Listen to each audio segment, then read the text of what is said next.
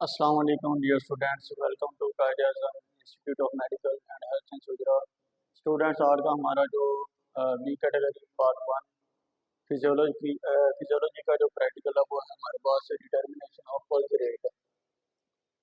ठीक है कि पल्स रेट को हम किस तरह मेजर कर सकते हैं, जो कि हमारे पास वाइटल साइन भी है। ठीक है, वाइटल साइन क्या होता है हमारे पास कि बेसिक मेडिकल मेजर होते हैं जो कि हमें पेशेंट की हेल्थ के बारे में इंफॉर्मेशन देते हैं। उसमें कौन कौन सी चीज़ें आ जाती हैं, उसमें ब्लड प्रेशर है the pressure accepted by blood on the walls of blood vessel. और उसके बाद आ जाता है रिस्पायरेटरी रेट। रिस्पायरेटरी रेट क्या होता है हमारे पास, number of breaths per minute, एक मिनट में पेशेंट कितनी दफा सांस लेता है। उसकी नॉर्मल जो वैल्यू होती है अडल्ट ह्यूमन की वो है 12 to 20 ब्रेथ पर मिनट।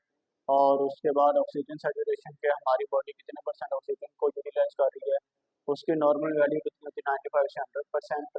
और उसके बाद आ जाता है हमारे पास पल्स रेट आ जाता है। पल्स रेट क्या होता है वो हम डिस्कस करते हैं अभी। और उसके बाद बॉडी टेम्परेचर हमारे पास आ जाता है, जो कि नॉर्मल उसकी वैल्यू कितनी होती है 98.6 होती है। और अगर सेल्सियस में बात 98.6 फॉरनाइट, सेल्सियस में बात की तो वो होती है 37 डिग्री सेल्सियस। तो देखें जो होता है ना, फीवर जो हमारे पास है ये एक मतलब डिजीज नहीं, एक साइन होता है कि हमारी बॉडी में कोई भी इंफेक्शन जो है वो अ, मतलब मौजूद है। तो क्या है कि जिन लोगों का इम्यूनिटी सिस्टम जो है वो होता है मतलब स्ट्रॉन्ग होता है, तो उनको मतलब एंटीबायोटिक जो मेडिसिन होती है वो लेने की ज़रूरत नहीं होती। उनका जो अपनी बॉडी का जो इम्यूनिटी सिस्टम है वो इतना स्ट्रांग होता है कि वो उस जो इन्फेक्शन होता है, जो बैक्टीरिया वायरस होते हैं उनको वो किल कर देते हैं। और जिन मतलब पेशेंट का इम्यूनिटी सिस्टम इतना मतलब स्ट्रांग नहीं होता, तो उनका फिर ये होता है तो उनको जब तक वो एंटीबायोटिक जो मेडिसिन है वो नहीं लेंगे तो उनका जो फीवर है वो नहीं उतरेगा, और वो मतलब उनकी जो मतलब तबीयत है वो ठीक नहीं होगी। तो उसके बाद हम बात कर लेते हैं पल्स रेट की। पल्स रेट की डेफिनेशन क्या है हमारे पास कि how many time one can feel a pulse every minute. उसको हम क्या कहते हैं, पल्स रेट कहते हैं कि एक मिनट में हम एक मिनट में किसी भी पेशेंट का कितनी दफ़ा जो हार्ट है वो बीट करता है, तो उसको हम क्या कहते हैं, वो पल्स रेट होता है हमारे पास। तो नॉर्मल पल्स रेट की वैल्यू कितनी है, 60 से 100 बीट्स पर मिनट है। ठीक है, और पल्स रेट हमारे पास क्या है, वाइटल साइन भी है। ठीक है, वो हमने पहले डिस्कस कर लिया है। और ये हमें इंफॉर्मेशन देता है पेशेंट की हेल्थ के अकॉर्डिंग। ठीक है, यानी अगर पल्स रेट आपका नॉर्मल नहीं है तो इसका मतलब है कि पेशेंट को क्या है, वो हार्ट का इशू है। उसको मतलब हार्ट की कोई डिजीज है, हार्ट के मसल उसके प्रॉपर वर्क नहीं कर रहे हैं, हार्ट के वाल्व जो हैं हार्ट के जो वाल्व्स हैं वो प्रॉपर वर्क नहीं कर रहे हैं, चैम्बर्स में कोई इशू है। फिर हम बात कर लेते हैं कि पल्स रेट क्या है, वो जब कोई भी मतलब इंडिविजुअल एक्सरसाइज करता है तो उसका पल्स रेट उस दौरान बढ़ जाता है। क्यों बढ़ जाता है, क्योंकि उस दौरान उसको ऑक्सीजन की ज़्यादा ज़रूरत होती है। ठीक है, और इस वजह से जो है पल्स रेट वो बढ़ जाती है। फिर हम बात कर लेते हैं प्रोसीजर की कि किस तरह हमने पल्स रेट को मेजर करना है। उसमें नंबर वन पे क्या है, get ready, rest patient in comfortable seated position. क्या हमने पेशेंट को पेश, जिस पेशेंट का हमने पल्स रेट चेक करना है उसको पहले 5 मिनट हमने रेस्ट करने के लिए बिठा देना है, सीटिंग में बिठा दें या उसको कहें जी कि आप लेट जाएं। ठीक है, फिर for at least 5 minute before taking reading, वही बार की रीडिंग लेने से पहले हमने पेशेंट को 5 मिनट की रेस्ट का कहना है। फिर आ जाता है नंबर टू पे, gently press your finger against the artery until until you feel the throbbing blood flow. Throbbing का मतलब क्या होता है, वाइब्रेटिंग, यानी कि आपको जो हार्ट बीट होती है, जो पल्स की जो बीट होती है, जो हार्ट बीट होती है, दिल की जो धड़कन होती है वो सुनाई देगी। और press three fingers on lateral side of radius below the thumb base, कि किस तरह ये आपने फील करना है कि आपने पेशेंट की जो आर्म है वो इस तरह आपने करवा लेनी है। मतलब पेशेंट की जो फोर आर्म है वो इस तरह होनी चाहिए, पेशेंट सिटिंग पोजीशन में होना चाहिए। और पेशेंट की फोर आर्म इस तरह होनी चाहिए कि उसकी जो पाम है, जो हथेली है, वो अपवर्ड मतलब पोजीशन में होनी चाहिए। फिर आपने क्या करना है कि अपना जो हैंड है उसकी थ्री फिंगर जो हैं, ये वाली इंडेक्स, मिडल और रिंग फिंगर, इसको आपने जो है क्या उसको कहते हैं, थंब बेस से रेडियस वाली साइड पे, थंब बेस के नीचे आपने इस तरह इनको रखना है।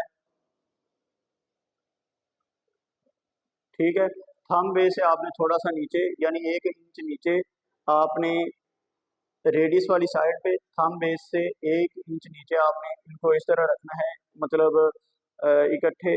और इनको आपने थोड़ा सा मतलब पहले रखना है, उसके बाद स्लाइटली यानी थोड़ा सा नीचे प्रेस करना है। फिर आपको जो है पेशेंट की जो होती है पल्स होती है, जो हार्ट बीट होती है, वो आपको फील होना शुरू हो जाएगी, आप उसको महसूस करेंगे। फिर आपने क्या है उसके बाद क्या करना है, आपने प्रोसेस कि आपने स्टॉप वॉच जो है वो आपके पास होनी चाहिए। आपने स्टॉप वॉच जो है वो अपने पास रखनी है। Count the heart beat for 15 second. आप क्या करेंगे, हार्ट बीट को 15 सेकंड के लिए उसको मतलब काउंट करेंगे, गिनेंगे, और and then multiply that number by 4। और फिर आप उसको मल्टीप्लाई करेंगे उसी नंबर को किसके साथ, 4 के साथ। ठीक है, दोबारा बता देता हूँ कि आपने इसमें क्या है 15 सेकंड तक पेशेंट की जो पल्स रेट है उसको काउंट करना है कि 15 सेकंड में उसने कितनी दफ़ा मतलब उसकी जो हार्ट बीट है वो हुई है, और उसको आपने मल्टीप्लाई कर देना है 4 के साथ। ये क्या आ जाएगा, पेशेंट का पल्स रेट आ जाएगा। ठीक है, दूसरा क्या तरीका है, फॉर हाईली एक्यूरेट मेजर, कि अगर आप मतलब बहुत एक्यूरेट रीडिंग लेना चाहते हैं। एक्यूरेट का मतलब होती है, एक्यूरेट का मतलब है कि बहुत मतलब उसमें कोई गलती का चांस ना हो, जिसमें फुल आप मतलब क्या उसको कहते हैं, एग्जैक्ट जो रीडिंग है वो लेना चाहते हैं। तो उसके लिए आप क्या करेंगे, count heart beat for 60 second. और तो फिर आप 60 सेकंड के लिए हार्ट बीट को क्या करेंगे, वो काउंट करेंगे, तो वो आपके पास क्या आ जाएगा, पल्स रेट आ जाएगा। ठीक है, तो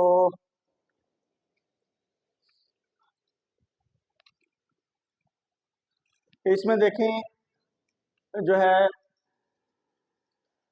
इसको रिपीट कर देते हैं कि डिटर्मिनेशन ऑफ पल्स रेट क्या है।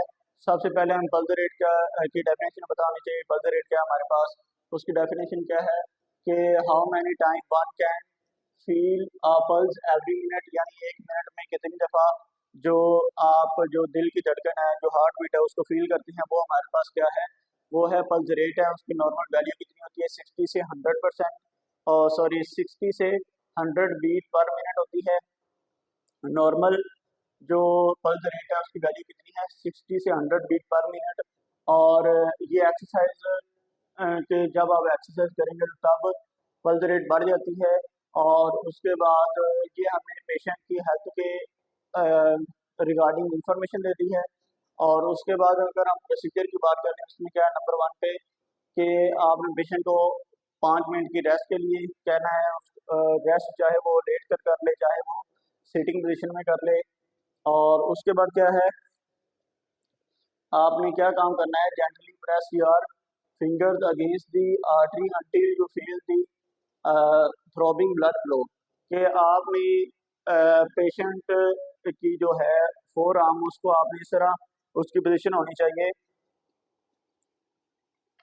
उसकी पोजीशन इस तरह होनी चाहिए कि पेशेंट का जो फोर आर्म है उसकी पोजीशन इस तरह होनी चाहिए कि उसकी जो पाम है वो फेसिंग अपवर्ड होनी चाहिए, यानी कि पाम की जो पोजीशन है वो अपवर्ड होनी चाहिए। और उसके बाद क्या है, आपने जो थ्री फिंगर्स हैं आपकी, उनको आपने जो रेडियस वाली साइड है थंब बेस के 1 इंच बिलो आपने उनको रखना है। और उसके बाद आपने थोड़ा सा उनको नीचे जेंटली क्या करना है, प्रेस करना है। तो तब आपको पल्स रेट जो है वो फील होना शुरू हो जाएगी। उसको आपने काउंट करना है 15 सेकंड के लिए, और उसको मल्टीप्लाई कर देना 4 के साथ, वो आपके पास पल्स रेट आ जाएगी। या दूसरा तरीका ये है कि आप उसको टोटल मतलब 60 सेकंड के लिए जितनी दफ़ा पल्स रेट आई है, मतलब पल्स आई है, हार्ट बीट आई है उसको आपने काउंट करना है तो वो आपके पास क्या आ जाएगा, पल्स रेट आ जाएगा। तो ये वेरी इंपॉर्टेंट प्रैक्टिकल है और इसका आपको मतलब आइडिया होना चाहिए कि किस तरह आपने पल्स रेट जो है वो उसको काउंट करना है। Thanks for watching.